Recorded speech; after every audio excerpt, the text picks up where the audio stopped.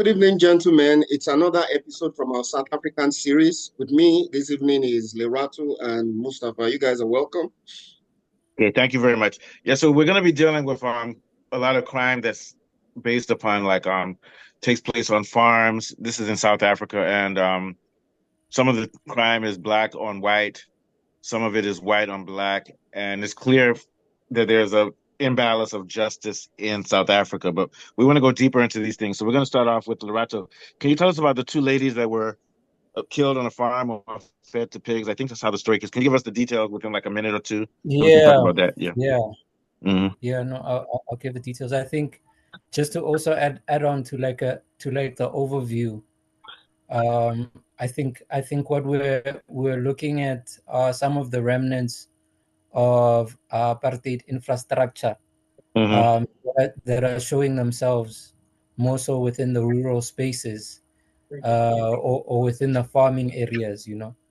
Yeah. Um, and how a lack of applying social justice and spreading um, well-being to all citizens has then caused this kind of violence that Yeah. that we're seeing.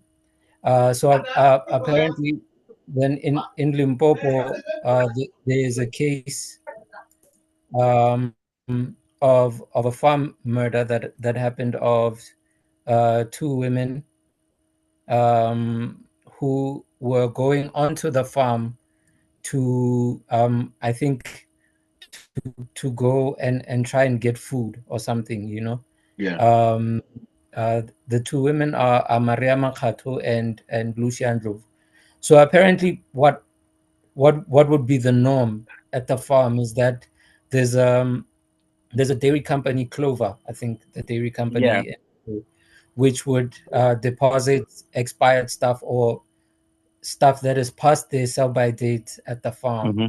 And then people would go and pick it up, and I suppose then they would use it for food because it would still be edible in spite of it being past its sell by date. But we think, I don't like, I mean, even that is a crazy notion of people having to sort of eat food that could be harmful to them, but it indicates the level of desperation. Hmm. But needless to say, then what transposed was very tragic, in that the two there's two white farmers who were there on the farm, um, who it is now being suspected had premeditated that next time someone would come to pick up Oh this, yeah, they're premeditative. Yeah. the clover stuff, then they would shoot, they would kill them. So they shot at these people who were there. I think Marianne Ndlovu's husband was also there, Yeah, because he he escaped with he wounds. managed Yeah. to escape. Mhm. So yeah, I mean that is sort of like the scope of the story, that these women were then killed, and to try Yeah. to So there's two dispose things. of the Yeah. bodies, then the farmers Yeah. fed So the bodies to so these to trucks drop these things. to, So yeah, go to ahead, pig. continue. Yeah. Yeah, they tried to feed them to pigs, in order Yeah, to to hide the destroy the evidence. Yeah. evidence, And and things apparently like they that. used the Zimbabwean to do it too. So that's adding to the flames now. So yeah. Adding to the flame is that the person that they had as a farm worker there is someone who's an illegal immigrant. Yeah. By I know his surname is Musora. I can't remember his name, Yeah. To but me, the only crime he's guilty of is being an illegal because that was coercion. They're just using him to hide the body.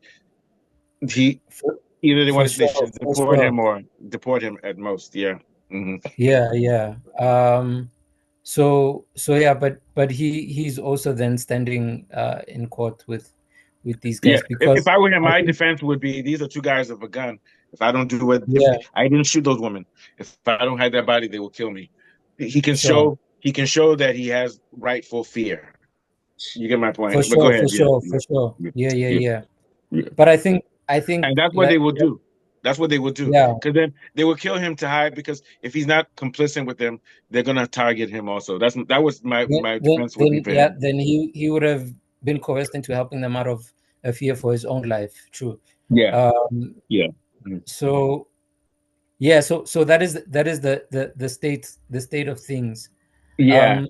But then what this gives rise to is, for me, or what it gave rise to for me, was me starting to look back at all the stories that I've heard of farmers killing people or running them over with a tractor. You know, there's a story Oh of a yeah. 2 6-year-old in boys.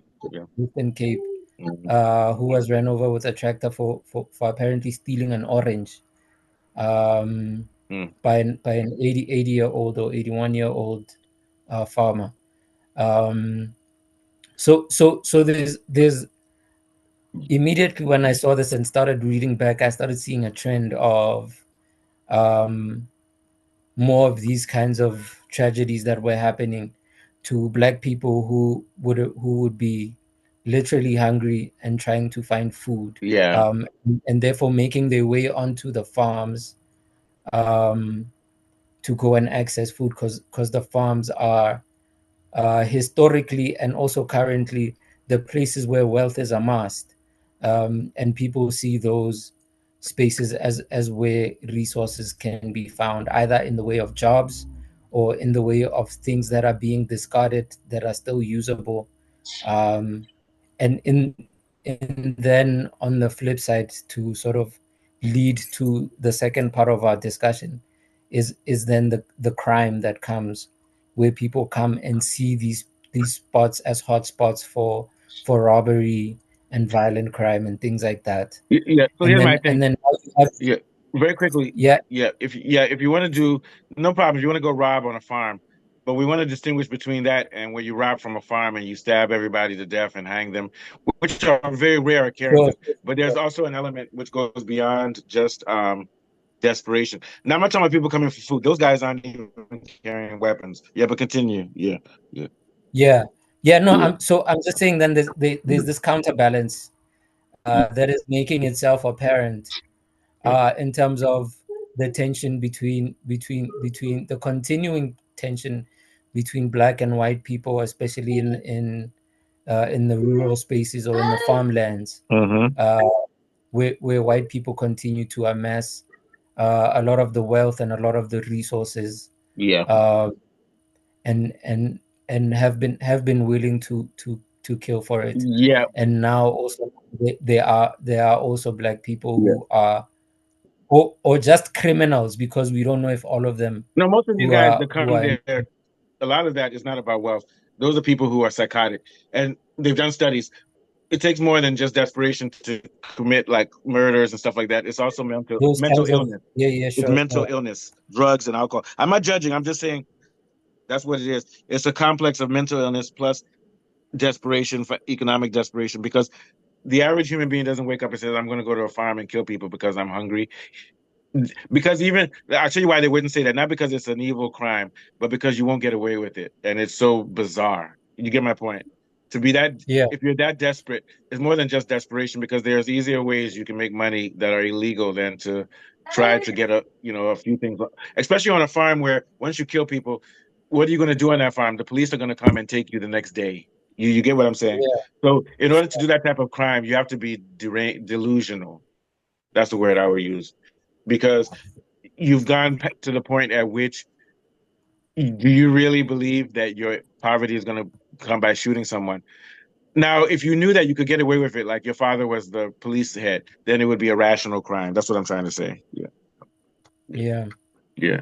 But yeah, we can move on though because we want to get to the heart of this issue. So, very simply, in South Africa, you're not allowed to use deadly force when people come on your property unless sure, they have weapons. So, but my point being is that whether we can't talk about social justice and whites amassing. These guys, according to the South African Constitution, are legal landowners. So the problem of blacks feeling that they have the right to that land, if you do, then you have to change your constitution, or you have to break off from South Africa and say I don't respect South Africa as a nation, which is okay. But as long as the Constitution protects these people, then we can't justify people going on the land to steal. I'm not saying they should get killed. It can't be justified if you hold on to the South African charter. That's what I'm saying, which is why I'm saying if you have to make a choice. Either you stand for justice or you stand for South Africa. If you stand for social justice, it's not written in South Africa's constitution. Do you see what I'm saying? Then you have to Sure, be a sure. rebellion. That's my argument. So anybody who wants to say this isn't fair and they should have the right to be on their land, you also have to say you don't recognize South Africa as a nation. Because South Africa as a nation is bound by its constitution, and its constitution protects those people. What do you have to say? Yeah, no, that's actually a very compelling point that you make, because in the earlier conversation that we were having while we were reading up on this thing, there's that poignant point that you make about this violence being ultimately settler caused. Yeah, You know, by the presence of a settler in a place, and the fact that these definitions have now shifted because of what the Constitution says, makes it problematic for people to try and seek this justice that we're all trying to address, right? yeah, Because we can't say someone who has been certified as a landowner is a settler. But we know that the people who are certified as landowners are in actual fact settlers, yeah, right? And how do you then begin to have a conversation to try and reconcile? Because South African is like always in this reconciliatory process. yeah, But how try to reconcile, or on which basis do you try to reconcile yeah, with people who are inherently settlers, and who then, as beneficiaries of settler colonialism, do not see the benefit of reparations or any kind of social justice yeah. implementations. I mean, even in the way of things like Black economic empowerment, which has been criticized as a policy. I mean, we can accept it as an idea, and can accept that possibly there have been some mess ups in terms of the implications of the policy, but we see, like, I mean, we should be able to see it as an absolute imperative Oh yeah, in order for yeah, addressing social equality, yeah. in order to alleviate some of the problems that then you will have to deal with, where hungry people will have to jump fences to go and access food Yep. wherever they can. They don't have a choice in the matter. And when people do that, the human thing to do would be to open your door and say, no, you can't take this food, or you can take this food, and this is how you can take it. Please arrange with me in this way, instead of just willy-nilly shooting people just Oh yeah. because Well, that goes to them you being think it. racist. Yeah, Yeah, because if yeah, they yeah, saw yeah. white people doing it, if they saw white people coming on their farms, they wouldn't shoot them. They would come to them and say, "You can't just take it from my land, even if they don't want to give it to you." So that's also the other side of it, the dehumanization of blacks. And these people are looking for an excuse to kill black people. Those guys, I'm talking about those two guys that shot those two women and fed them to pigs. It wasn't about their land. These guys are psychopaths who want to hunt. And I'm even cynical enough to say that they would set a trap and even tell the clover, please come put some property on our land so somebody comes so we can kill them. I've talked to people who told me they did that in the US, who told me that they go into the park with a gun and hope that a black person attacks them so they can shoot them in self-defense. Go ahead. Yeah. Yeah. There are people like that, especially in these rural South African areas. There are even some towns in which black people aren't allowed. So these guys Yeah. are right. They're right wing, like the Jewish people, not the Jewish, like Israel. Yeah, but anyway, Yeah, sure, I'll sure. give it. I'll come back to you on that point. But let's give a point for what are you thinking so far for Labi? Yeah, Yeah, I quite agree with everything you guys have said, but I think that the legacy of apartheid and colonialism resulted in disproportionate land ownership by white farmers in South Africa. So the mm-hmm. land distribution was skewed. Now, there's deep resentment among Black South Africans who see it as a symbol of historical oppression. And that is, I think, is the basis of all these killings, basically. And also, Mm-hmm. there's a perception that there's wealth and inequality among the white farmers. And in a country where there's high poverty and inequality rates, it continues to, create this imbalance in social Yeah. status. That imbalance in social status is just a fertile ground for criminal Yeah. attacks, farmhouses and all these robberies and violence. Basically, that's what I feel. Yeah, and I agree. So, and the main thing is that these farms are vast pieces of land which belong to somebody, and they can hide everything on property protection, killing black people. A lot of these people are even workers on those pieces of land, and it goes back to feudalism. These farm areas are like feudal states in which the lord of the manor can do whatever he wants. What do you think, Lorato? Yeah. Yeah, man. I think that those are the problems that are happening, and I think also then we have to address perhaps also the way the media sort of views what is happening and how it reports on what is happening, or Mm-hmm. even I think on a broader scale the entire reporting system, whether be it by the police or be it by sort of foundations and organizations and NGOs Yep. who have interests in agriculture, or institutions, the institution of security, for example. So there's all these kind of myths that are going around, because how then the violent crime against white farmers is now being framed Well, is that it's I hate now to jump being in front of you as is usual, but framed. it's systemic. It's social engineering. The whole thing from the top to the bottom. Continue. Yeah. Yeah. Yeah, sure. It is being framed as a genocide against the Oh yeah, that way. Afrikaner Actually, and what you're things saying, like that. yeah, genocide, and whatever it is, Yeah, it's yeah, not yeah. genocide. I will even argue that it's partly terrorism, but not all terrorism is bad terrorism. Put some terror in those people, but it's not a genocide at all. They're not trying to wipe out the population of white. If they wanted to do that, they would just attack those farms in mass. Continue. Yeah. Sorry. Yeah.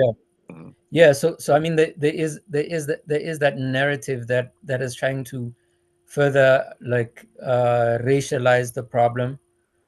I think, I mean, the campaign has gone as far as traveling all the way to the U.S. presidency during Donald Trump's time. As Uh, usual. Yeah. yeah, Same showing thing up with on Fox Zimbabwe. News Yeah. via Tucker Carlson, Mhm. and then also like that entire right wing media thing that you have in the States has That's carried terrible, man. the story quite a lot. So these guys have really tried to appeal to that base, to make claims Crazy, man. um, the white nation is Yeah. also endangered Sorry, I'm going in off South Africa. topic, but do you know, a lot of people Yeah, don't realize that right wing and fascism are different. So actually, in the U.S., the so-called liberals are fascist, and the Trump followers are yeah, right wing. But right wing doesn't mean fascist; it just means white supremacy. Fascism yeah. means do whatever the government says, and this is what's scary. So in South Africa, the government itself is fascist, even the ANC, but the right wing movement is separate. But they're both working together. It's crazy. Continue. Yeah. Yeah, I think it relates to this idea of like of fence sitting on very crucial issues, when it comes Yeah. to addressing issues of social justice, Yeah. that then will lead to these problems that we're Yeah. seeing. And it's going to be for Um, everybody because these white farmers don't realize what they're doing is not making their lives easier. I'm not saying it's making it harder. And those guys are under pressure because you mentioned farms. The real source of South African wealth is not the farms, it's the minerals, the under the ground. And yeah, this yeah, goes but to, but I think, yeah, as true as that is, yeah. the agricultural sector Oh, it's important. contributes. Yeah. Yeah, Yeah. it It's contributes important. a lot. I mean, it's the sustenance of the human labor And actually that it should be the most that important thing. expects So these here's the minerals. thing then. The only solution is for South Africa to nationalize its minerals and to nationalize land. Communism. I hate to say it. Nobody owns the land, black or white. It belongs to the community, and the community means the whole country. Now it has to be distributed fairly. That's the only answer. You see what I'm saying? Because we can go one step. If we just go for nationalize of mineral resources, then it's socialism. And then the resources that come off of the minerals will now be pumped to areas like where there's need. And those farmland guys, they don't need it. You get my point? But those guys in those areas, like the cities, will still have problems with space. So the first step is let nationalize of minerals, so that even if you don't have super land, you now are. Then the second thing then is when you nationalize the minerals, you still have to address agriculture, and agriculture needs to be nationalized in South Africa. So there's no way around it. The whole country needs to be nationalized, and like that's what China does. China has a socialist capitalist mixture, and then it's the government that determines who gets the tenders. And I hate to say it, more black people than white folks will get the tenders for the farms, but some white people will too, some colored people will too, some Indian. But you have to do it based on historical justice, which says that people of color deserve a bigger piece of the pie. What do you think? Yeah. Yeah. I think there is like a big quest for like social redress that needs to be undertaken. Yeah. You know, and those, I think those suggestions that you make are some that we would hope could be explored. But unfortunately, like you're saying, um, what I think you refer to as fascism is also sort of ergo capitalism, Yeah, that's what it is. right? Capital. It's not right wing because people realize right wing Yeah, means true right wing means just racism and nationalism. But fascism, like you said, is capitalism. The ruling class determines everything. Sorry, did you continue your thought? Yeah. So I mean, I see these problems. I mean, of a kid having to die either for a sunflower, for an orange, or someone having to die for expired It might as milk. well be Trayvon Martin, who also, they say, stand your ground. It's your property. You can shoot anybody. Yeah, go ahead. Yeah. So it would cause people to sort of put their lives on the line in order to access resources. Because capitalism says this milk is only for profit. It cannot be used any other way. If anyone tries to use it any other way, we have, like, you know, psychopaths who are tuned to this capitalism enough to kill. But they have to be careful though, because they're still contradicting themselves, because they claim to be democratic countries. So what we have to now say is that South Africa, US, Nigeria, they are not democratic countries, because if capitalism determines everything, then it means that you don't have a democracy, you have a feudalism, and we should just call it what it is. It's a feudal state. Continue. Yeah. No, so yeah, man. So those, I think those in brief are my thoughts, man. I think we're done because we covered a lot. We covered just about everything. We didn't talk a lot about the sunflower, but they just dehumanize black people. Say that it's like shooting an orangutan or whatever. Yeah. No, for sure. I mean, those are some of the other stories that sort of came up. We can address more of those. The boy who was killed for stealing a sunflower, apparently, was a 15-year-old Matromola Musuyu, from a northwestern town called Colony, and apparently from the people who perpetrated the crime, these two farmers who arrested him and were taking him to prison, they sort of dropped him off of the back of the van, and he died. And they claim that a convenient and then he died. No. Yeah, their claim is that he jumped and he died. But this is just another example of how entitled the white farmers were. You know, someone was speaking about how they routinely did this kind of a thing, and they do it all over the world. In Canada they pick up. And go ahead. I'm just trying to remember who was the guy who wrote the Daily Maverick piece that was addressing all these issues in terms Yeah. of how these guys were sort of allowed to get Yeah, but away here's my with thing. Here's my thing. I don't know who's surprised in this day and age.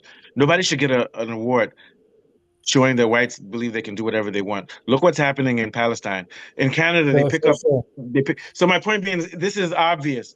What white supremacy has gone nowhere. And for anybody to be shocked about these stories, to me, I'm shocked if these stories don't exist. It hasn't changed. In Libya, they were Arabs were taking black people as slaves, and they still sell them to Europe and to Saudi Arabia. We still have African slavery. So my thing is that human beings, man, all these things are going on. Even as we speak, slavery is going on, and blacks are getting killed with impunity all over the world. Yeah, but I know I'm not trying to go against what you're saying, but it's just like this thing is so terrible so that we have to ask ourselves, are we fighting for socialism or are we actually still fighting for black consciousness or black freedom? We haven't even reached the level at which we're free yet. And but going back to no, what you're saying, our constitution, South African constitution protects these guys for arresting that boy for stealing a sunflower. It because that's your land. Same thing in America. In America, it goes deeper. In America, if someone comes on your soil, you can use fatal force against them, even if they don't have a weapon. even if they're unarmed. In the U.S., yes, it's even more extreme. In the U.S., if you come on my land, I can shoot you. So if let's say, so if you were lured, that I can shoot you, and I don't need to say that. Not all states, some states like Texas, Florida, one is called stand your ground. Somebody comes on your land, you have the right to believe they're coming to get you. So you're like, oh, I don't know, this could be a criminal who wants to kill me, so let me shoot them now to preempt it. That's American Yeah, law. Yeah, yeah, yeah. And so my thing is that so what we need to look at is our once again our constitutions and our laws. Once again, we know that it's a crime for those guys to shoot those two women, but in South Africa, it's not a crime to arrest them for coming on their land and forcing them. So that's where the Constitution needs to change to at the handing over of power in South Africa. The Constitution kept power in the hands of banks and white people and corporations. Yeah. So take us out real quickly. Any last thoughts? Not Afolabi, Lorato, then Afolabi will take us out. Yeah. yeah. Sure. I mean, yeah. Of course, it's interesting that um, this article, it was by Pierre De Force Yeah. of Daily Maverick. Mm-hmm. Was stating this like level of shock Yeah. from Oh from yeah, yeah. I from know. That's why from I was referring to that person too, because I'm like, yeah, this is the world sure, we sure. live in. So Yeah. from some of the judges, because these were some of the statements that the judges made, Yeah. and it's also then sort of like tragically ironic that these guys had to be acquitted of that Oh murder yeah. because like they couldn't even hold them on culpable homicide because the police had botched the investigation. Yeah. And so everything Um, is based on law and legislature and rules and things. Yeah. It's yeah, terrible. So yeah, but when it's seemingly a white person who's on the stand, the law is not followed to the T in terms of how people Yeah. collect That's another uh, big problem. Yeah. evidence and things like that, and try to bring a case to convict. So because of these sort of gaps in the policing system, you are unable to address Yeah. this violence. Yeah. This is the same even in the complaints that are being made by white farmers who are Yeah. who are claiming white genocide. That the problem is that also then the investigations that go on and how the government tasks police forces to address these specific issues seems to be disproportionate when it comes Yeah. to Yeah. crime that Very happens quickly, I don't want to get into this, but in to me, rural spaces. Yeah, yeah. To me, the biggest mistake South Africa made was the Truth Commission. You don't allow people to commit humanity crimes, then you tell them if you admit to it, you won't be held responsible. That was a bad move by South Africa because it sent a message. You understand what I'm saying to these sure, people? And I'm sure. not talking about revenge. We're not going to put those guys in jail for revenge. Like that assassin, the white assassin, he said he used to kill black children every day. Oh, once you admit it, you don't have to go to jail. That's not justice. It's not. Yeah, It's not for revenge sure. to put them in jail. And I think that was one of the first moves to change South Africa ideology, where these guys can get away with this rubbish. Continue. Yeah. Yeah. No, I mean, yeah, I think we can have a full-length conversation. Yeah, we got to talk about that on next session. Yeah. Yeah, on the All right. Truth and Let's head out. Yeah. Commission. Because we got to get ready for F1 tomorrow. So, but no, I'm not cutting you short. But we could talk for 2 hours if we don't. Okay, Afolabi, take us out. Okay, so stopping the cycle of violence requires addressing the root causes of inequality, unemployment, and historical grievances. And it's on this note that we wrap up this wonderful show. From Mustafa, Lerato, and myself, it's bye for now. Thank you, guys. Very good show. Okay, bye. Oh, yeah.